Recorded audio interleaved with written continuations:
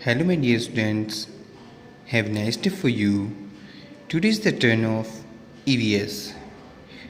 Dear students, in our previous videos, we already start our lesson 6. Seeds become a plant. Students, इस lesson के अंदर हमने कैसे एक बीज से हम एक प्लांट को पौधे को बनाते हैं, क्या क्या उसकी रिक्वायरमेंट होती है, उसे सनलाइट भी चाहिए, उसे वाटर भी चाहिए, उसे मिट्टी भी चाहिए और उसे हवा भी चाहिए। तो एक बीज से एक पौधे के बनने की जो प्रोसेस है स्टूडेंट्स, उसे हमने पिछली वीडियोस के अंदर पढ़ा था और समझा था। और साथ में ही हमने एक बीज से एक पौधे बनने की पूरी प्रोसेस हमने वीडियोस में स्टडी की थी, जिसमें से कुछ टॉपिक्स हमारे सामने से आए थे जिन्हें हम एक बार फिर देखते हैं। जिसमें हमने जर्मिनेशन वाली पूरे टॉपिक को हमने स्टडी किया था। जर्मिनेशन के टॉपिक को स्टडी करने के बाद में हमने सीड के अंदर स्प्राउटिंग कैसे होती है, एक स्प्राउटेड जो सीड होता है वो हमारे लिए कितना हेल्दी होता है, इस चीज़ के बारे में भी हमने स्टडी किया था।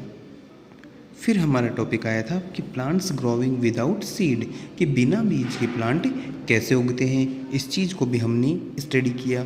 और फिर हम चले थे हमारे एक नई और एक बहुत ही इंटरेस्टिंग रोमांचकारी जो टॉपिक था, जिसके अंदर हमने नाम लिया था डिस्पर्सल्स। स्टूडेंट्स, डिस्पर्सल्स का मतलब कि एक प्लांट एक ही जगह उग रहे हैं, लेकिन जब देखने को मिलता है और हमने स्टडी की तो पता चला कि वही प्लांट दूसरी जगह भी हैं। तो ये प्लांट एक जगह से दूसरी जगह कैसे गए, तो इसको हमने डिस्पर्सल में पढ़ा।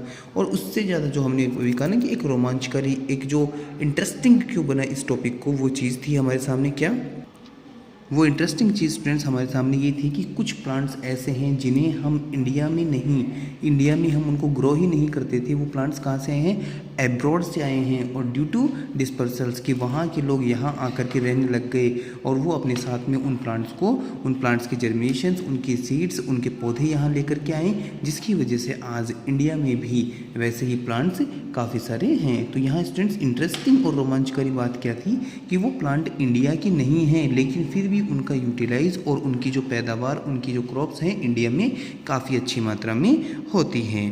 तो चलते हैं, आज हमारे इस चैप्टर के कंप्लीट टॉपिक को हमने डिस्क्राइब किया, इनको हमने पढ़ा और साथ में ही आज इस चैप्टर से रिलेटेड कुछ क्वेश्चंस हैं जिन्हें हम कंप्लीट करने वाले हैं। So let's students come with me, let's come to student. Exercise के अंदर हमारा जो फर्स्ट क्वेश्चन है वो क्या है, tell about the favourable condition needed for germination of seed, की एक बीज को जर्मिनेट होने में जो उसकी कंडीशन होती है वो कौन सी कंडीशन है, कौन सी उसकी फेवरेबल कंडीशन है, उसे हमें यहाँ लिखना है। सीड जर्मिनेशन, इसके आंसर में हमने क्या लिखा, seed germination depends on internal and external. Dear students, handwriting का ध्यान से देखना आप, और आपको अपनी neat and clean handwriting में इस कंप्लीट वर्क को करना है। तो क्या कहा इसने, seed germination depends on internal and external factors like temperature, water, oxygen, air, sunlight, darkness, nutrients etcetera. क्या कहा स्टूडेंट्स यहाँ पर कि एक सीड को जर्मिनेट होने के लिए उसको इंटरनल और एक्सटर्नल दोनों ही फैक्टर उसके लिए इंपॉर्टेंट होते हैं, उनके ऊपर डिपेंड होना पड़ता है।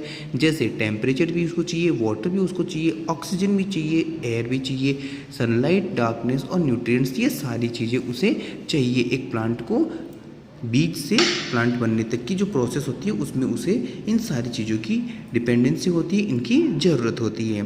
तो स्टूडेंट्स सेकंड क्वेश्चन की तरफ चलते हैं। सेकंड क्वेश्चन के अंदर स्टूडेंट्स यहाँ इन्होंने क्या कहा, name any one plant which grow without seed and make it diagram, कि यहाँ पर हमें एक ऐसे प्लांट का नाम लिखना है जो बिना सीड, बिना बीज के उग सकता है। तो हमने लिखा पत्थर चट्टा, पत्थर चट्टा ब्राइफाइटिस को बोलते हैं, पत्थर चट्टा ग्रोज विदाउट सीड। हमने यहाँ आंसर दिया कि पत्थर चट्टा बिना बीज के ग्रो कर सकता है। और फिर यहाँ हमने एक ब्यूटीफुली पत्थर चट्टा का डायग्राम भी बनाया। डियर स्टूडेंट्स, आपको भी इसी तरह से उसका आंसर करने के बाद में इसी तरह से उसे पत्थर चट्टा का डायग्राम बना करके समझाना है। थर्ड हमारे क्वेश्चन की तरफ चलते हैं। थर्ड क्वेश्चन जो हमारे दे रखा है, what is dispersal of seed. Students, dispersal of seed का मतलब बीज एक जगह से दूसरी जगह कैसे पहुंचा, तो उसकी हम बात करते हैं। Seeds are dispersed. डिस्पर्स का मतलब कैसे उसका स्थानांतरण हुआ, कैसे उसका मूवमेंट हुआ, कैसे एक बीज एक जगह से दूसरी जगह पहुंचा, उसकी हम बात करते हैं। Seeds are dispersed away by wind, कि एक जगह से दूसरी जगह बीज कैसे पहुंचा, बाय विंड, हवा से, वाटर पानी की वजह से, बर्ड्स पक्षियों से, एनिमल्स और जानवरों से। कैसे, by getting stuck in their beaks, कि किसी तरह से उनके बीक चोंच से लग करके या उनकी बॉडी से, उनके शरीर से लग करके, कि किसी भी पक्षी या किसी भी जानवर की बॉडी से या उनकी चोंच से लग करके वो बीज एक जगह से दूसरी जगह डिस्पर्स्ड हुआ, या फिर हवा से उड़ करके चला गया या पानी से बह करके चला गया। इस प्रोसेस को क्या कहा, this is called dispersals of seed. ये होता है एक पौधे के बीज का एक जगह से दूसरी जगह जाना, जिसको हम बोलते हैं डिस्पर्स, स्थानांतरण। तो स्टूडेंट्स, ये हमारा थर्ड क्वेश्चन था। अब हम चलते हैं हमारे क्वेश्चन नंबर 4 की तरफ। स्टूडेंट, क्वेश्चन नंबर 4 यहाँ पर है, how do human beings disperse seed, कि कैसे ह्यूमन बींग्स, इंसान कैसे बीज का ट्रांसफ़र कर सकता है, उसको डिस्पर्स कैसे कर सकता है, देखते हैं।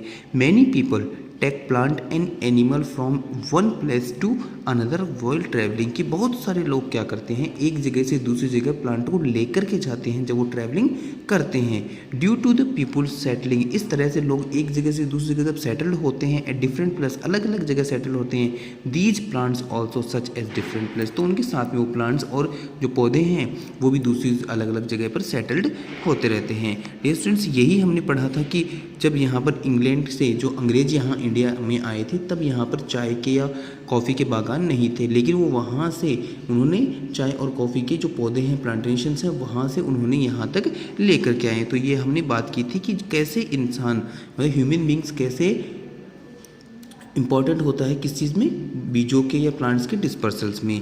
इसी से रिलेटेड नेक्स्ट क्वेश्चन है हमारा, name 5 plant which came from foreign countries to India, कि ये प्लांट जो हैं इंडिया में नहीं थे लेकिन ये इंडिया में आए कैसे, dispersals of human, dispersals of seed by human, की इंसान के द्वारा कैसे उन प्लांट्स के बीज यहाँ तक पहुँचे, वो प्रोसेस ये है। और वो कौन से प्लांट्स हैं वो मैं आपको बताता हूँ। टी, चाय जो थी वो चाइना से आई है। कॉफ़ी कहाँ से आई, अफ्रीका से। लेडीज़ फिंगर जिसको हम भिंडी बोलते हैं वो अफ्रीका से। कैलीफ्लावर कहाँ से, यूरोप से।